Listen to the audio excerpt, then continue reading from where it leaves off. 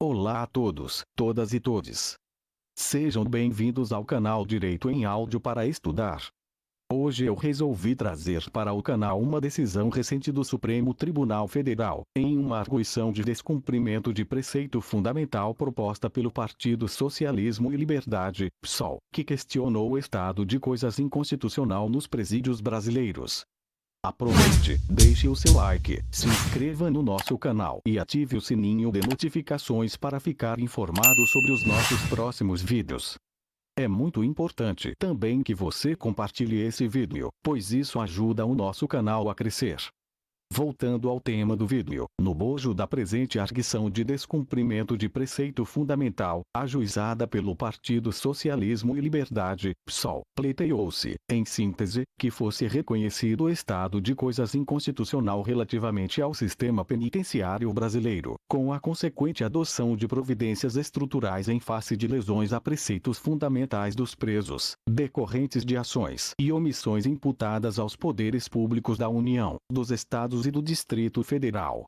A arguição de descumprimento de preceito fundamental de número 347 teve como relator do acórdão o ministro Roberto Barroso, que assumiu após a aposentadoria do ministro Marco Aurélio Melo e foi publicado no Diário da Justiça Eletrônico no dia 10 de outubro de 2023.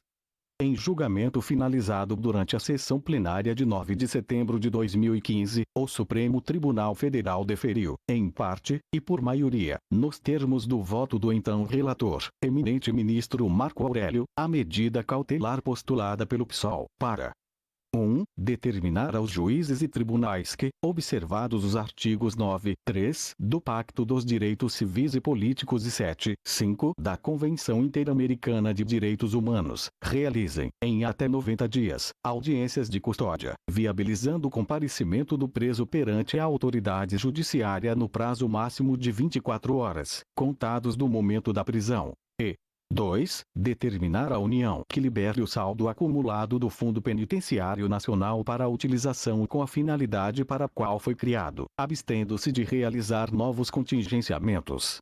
Acolheu-se, ainda, a proposta do ministro Roberto Barroso, de concessão de cautelar de ofício para que se determine à União e aos Estados, para que encaminhem ao Supremo Tribunal Federal informações sobre a situação prisional. A tese jurídica oficial fixada pelo Supremo ficou assim. 1. Há um estado de coisas inconstitucional no sistema carcerário brasileiro, responsável pela violação massiva de direitos fundamentais dos presos.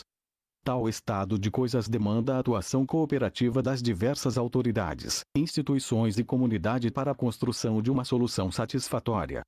2. Diante disso, União, Estados e Distrito Federal, em conjunto com o Departamento de Monitoramento e Fiscalização do Conselho Nacional de Justiça, DMF/CNJ, deverão elaborar planos a serem submetidos à homologação do Supremo Tribunal Federal, nos prazos e observadas as diretrizes e finalidades expostas no presente voto, especialmente voltados para o controle da superlotação carcerária, da má qualidade das vagas existentes e da entrada e saída dos presos.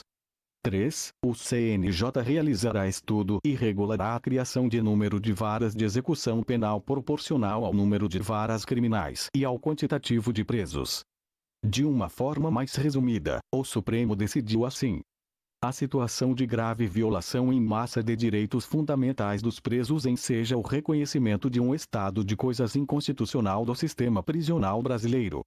A superação desse problema de natureza estrutural exige do poder público a elaboração de um plano nacional e de planos locais que prevejam um conjunto de medidas e a participação de diversas autoridades e entidades da sociedade. A proteção dos direitos fundamentais é inerente à condição humana. Nesse contexto, as normas constitucionais e os tratados internacionais de direitos humanos de que o Brasil é parte proíbem a existência de penas cruéis, garantem ao preso o respeito à sua integridade física e moral, bem como prevêem que a pena será cumprida em estabelecimentos distintos de acordo com a natureza do delito, a idade e o sexo do apenado. No âmbito infraconstitucional, a Lei de Execução Penal assegura a assistência material, jurídica, educacional, social, religiosa, além do acesso à saúde, aos alojamentos com ocupação e dimensões adequadas, ao trabalho e ao estudo, conforme a Lei 7.210/1984, em seus artigos 40, 41 e 126. Esse cenário normativo, em conjunto com as sistemáticas violações desses direitos, afasta eventuais contornos políticos ou de discricionariedade administrativa, tornando o problema do sistema carcerário brasileiro essencialmente jurídico, motivo pelo qual o estrito cumprimento das normas acima citadas deve ser assegurado por esta Corte. A superlotação dos presídios, o descontrole na entrada e as condições da saída do sistema prisional, e a má qualidade das vagas disponibilizadas impedem a prestação de serviços e bens essenciais que integram um mínimo existencial. Essas circunstâncias comprometem a capacidade do sistema em cumprir seus fins de ressocialização e de funcionar a favor da segurança pública. Com base nesses e outros entendimentos, o plenário, por maioria, julgou parcialmente procedente a arguição de descumprimento de preceito fundamental para 1. Reconhecer o estado de coisas inconstitucional do sistema carcerário brasileiro. 2. Determinar que juízes e tribunais realizem audiências de custódia, preferencialmente de forma presencial, de modo a viabilizar o comparecimento do preso perante a autoridade judiciária em até 24 horas contadas do momento da prisão. B. Fundamentem a não aplicação de medidas cautelares e penas alternativas à prisão, sempre que possíveis, tendo em conta o quadro dramático do sistema carcerário. 3. Ordenar a liberação e o não contingenciamento dos recursos do FUNPEN.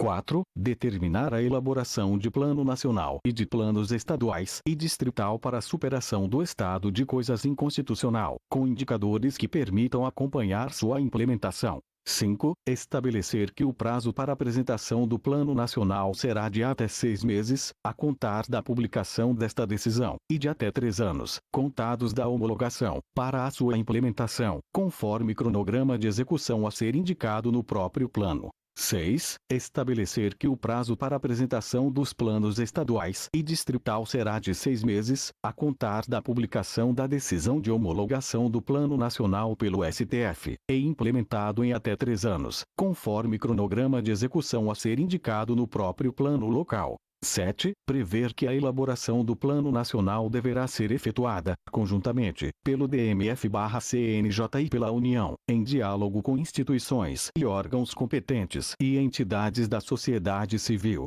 nos termos explicitados acima, observada a importância de não alongar excessivamente o feito. 8. Explicitar que a elaboração dos planos estaduais e distrital se dará pelas respectivas unidades da Federação, em respeito à sua autonomia, observado, todavia, o diálogo com o DMF, a União, instituições e órgãos competentes e entidades da sociedade civil, nos moldes em simetria ao diálogo estabelecido no Plano Nacional. 9. Prever que, em caso de impasse ou divergência na elaboração dos planos, a matéria será submetida ao STF para decisão complementar. 10. Estabelecer que todos os planos deverão ser levados à homologação do Supremo Tribunal Federal, de forma a que se possa assegurar o respeito à sua decisão de mérito. 11. Determinar que o monitoramento da execução dos planos seja efetuado pelo DMF/CNJ, com a supervisão necessária do STF, cabendo ao órgão provocar o tribunal, em caso de descumprimento ou de obstáculos institucionais insuperáveis que demandem decisões específicas de sua parte. E 12. Estipular que os planos devem prever, entre outras, as medidas examinadas neste voto, observadas as diretrizes gerais dele constantes, sendo exequíveis aquelas que vierem a ser objeto de homologação final pelo STF em segunda etapa. Obrigado por assistir este vídeo até o final. Não se esqueça de compartilhar, deixar o seu like, se inscrever no nosso canal e ativar o sininho de notificações para ser informado sobre os próximos vídeos. Um forte abraço e até a próxima.